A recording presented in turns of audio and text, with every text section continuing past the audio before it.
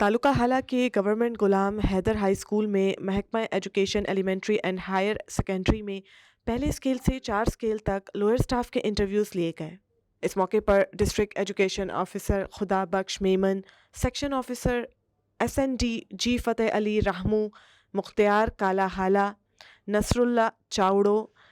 TEO Nadeem Shah, Akhund Arshad الوی،